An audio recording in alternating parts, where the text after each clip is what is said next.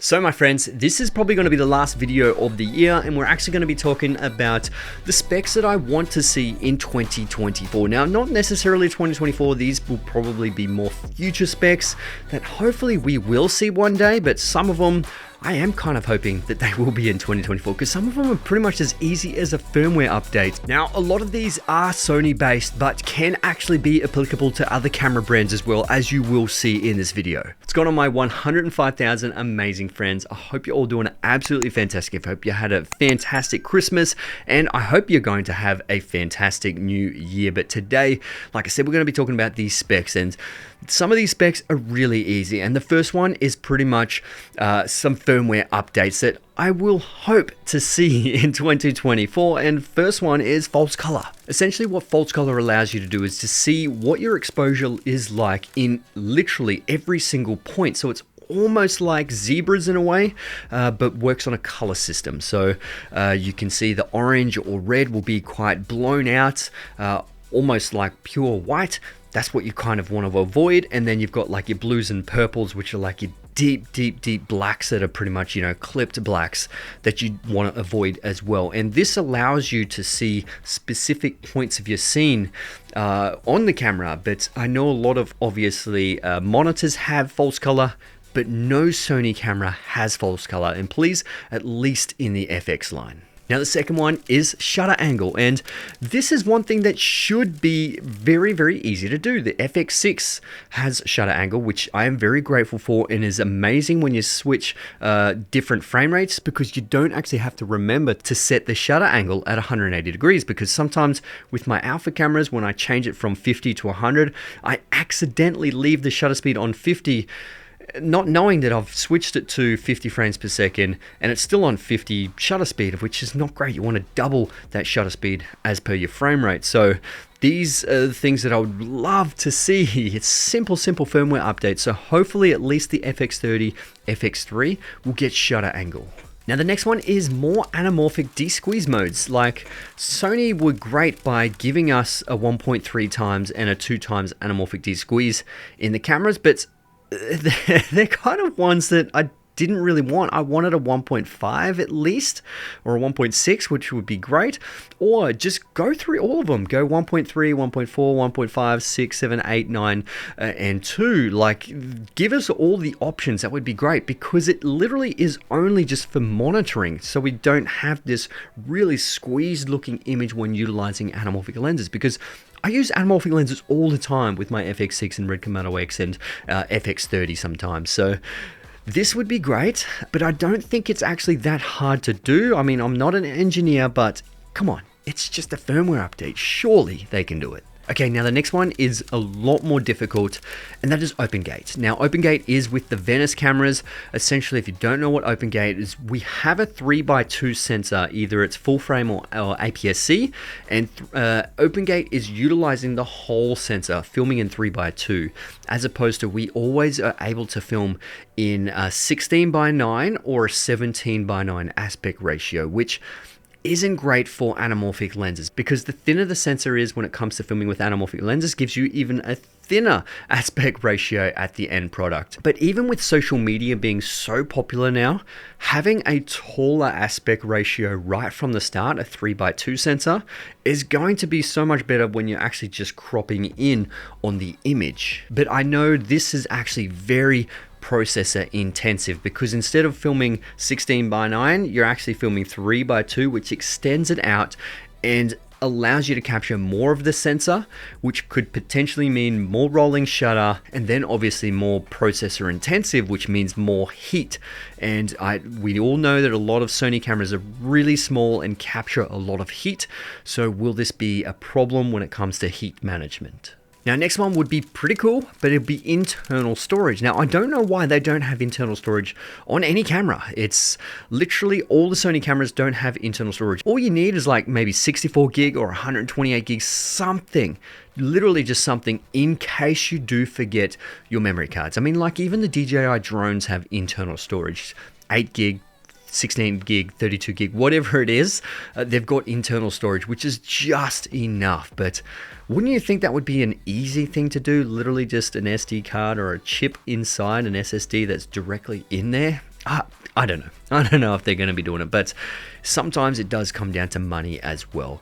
But when we're talking about that internal storage, we do have to talk about internal recording when it comes to SSDs. So literally, I think Blackmagic or Panasonic have a way where you can attach a Samsung T5 directly into the USB-C and record onto an SSD. And that would be amazing because, we have these phenomenal, 1 terabyte, 2 terabyte drives that are this small. It would be amazing to capture the data on there, providing that they are fast enough. That's probably one of the biggest things, is trying to find the speeds.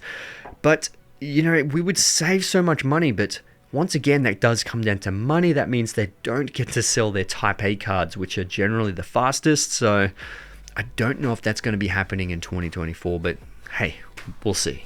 Now, another one has been released in the Burano, and that is the IBIS Plus VND. And this is one thing that I do think is going to leak down, but maybe not 2024.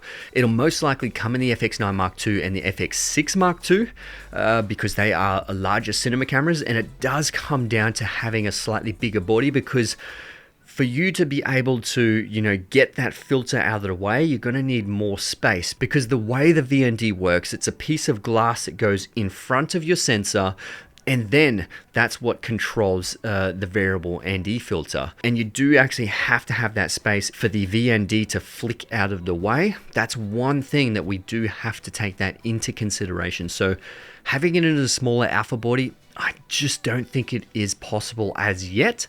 They will have to tweak the design of that VND, but with the FX line, with the FX6 Mark II and FX9 Mark II, most likely we will see that, and that would be great.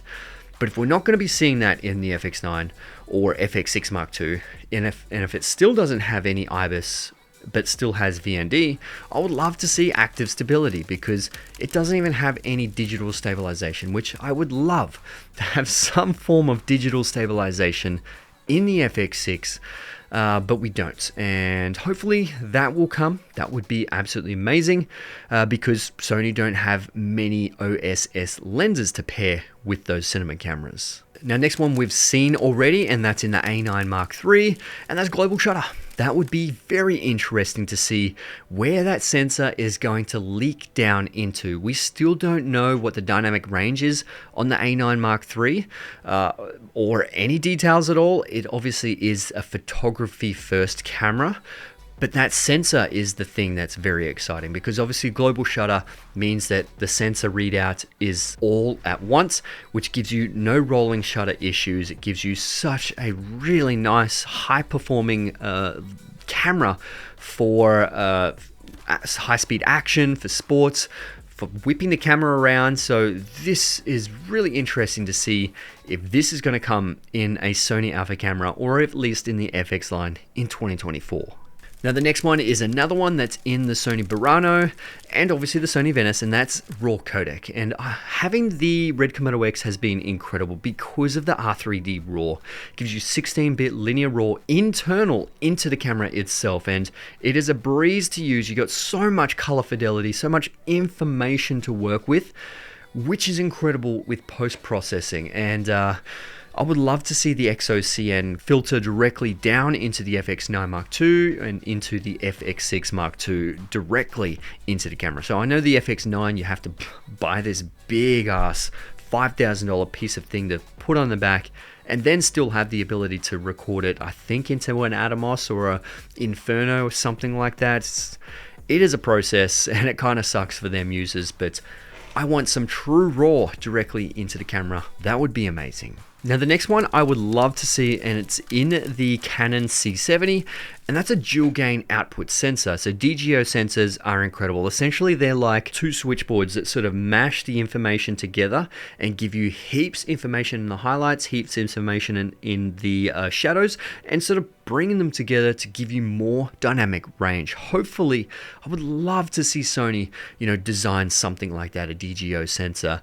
There are some limitations when it comes to that, when it comes to frame rates and processing power. I'm pretty sure the C70 only has this in 24 or 25 frames per second, or even 30, but it doesn't have it in 50 or 60 frames per second because there's just so much to process. But at least it gives you that option to have you know, super large amounts of information and heaps of dynamic range to work with. Now, the last big internal feature that I would love to see is 32-bit float internal when it comes to recording audio. Now, we all know how small those Rode wireless mics are, and they have 32-bit float internal into those. And surely you could cram something like that inside a camera. Literally, at least in the cinema cameras, because they're so much larger, they have more real estate to be able to put things inside there. And you would think they would have something like that, or at the very least 24-bit audio with the safety track inbuilt into the camera, so you can record 6 decibels lower than the first track, kind of mash them together, gives you more dynamic range when it comes to audio.